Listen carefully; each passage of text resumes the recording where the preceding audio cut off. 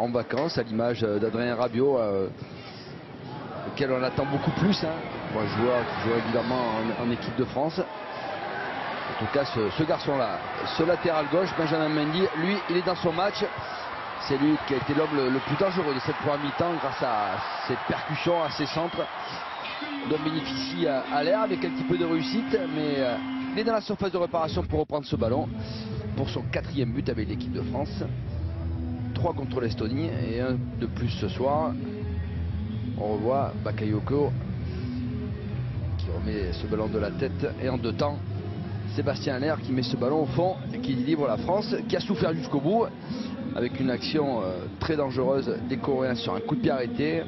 Un ballon repris par Young Kim de la tête qui est passé juste à côté du but français juste avant la... Attention à ces Coréens, Moon. Il est passé, Moon. Dans un angle très fermé. Et l'égalisation. Voilà ce que l'on craignait, ce que l'on disait il y a quelques minutes.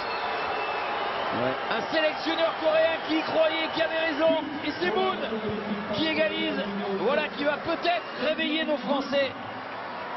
Pardon, mais avec l'envie que déploient ces Coréens depuis maintenant un peu plus d'1 heure, eh bien c'est pas volé non plus. Alain. On le voit, cette récupération haute là.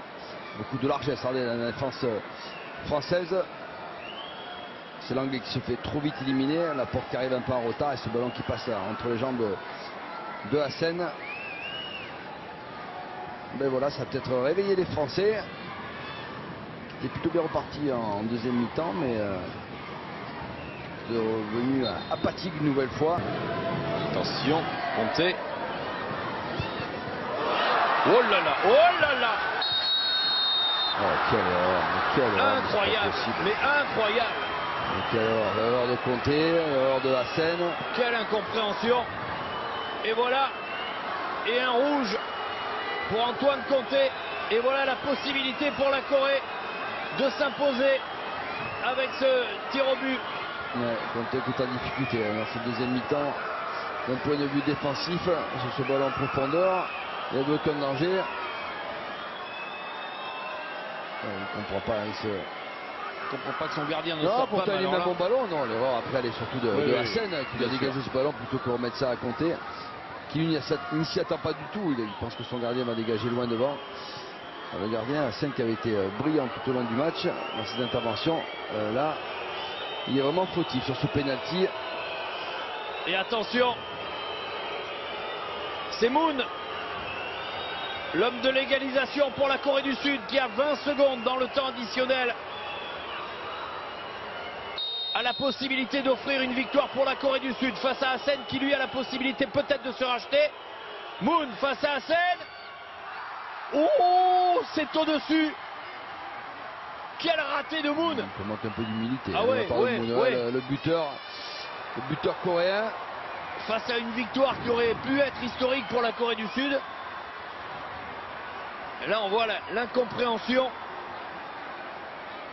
Pas tenter un geste comme ça à ce moment-là. Ah non. Surtout que ça aurait été un match exceptionnel. Surtout une victoire exceptionnelle pour les Coréens. De battre l'équipe de France. Voilà le match qui se termine. Fini, 1 partout, un match à oublier. On attend mieux mardi prochain face au Paraguay.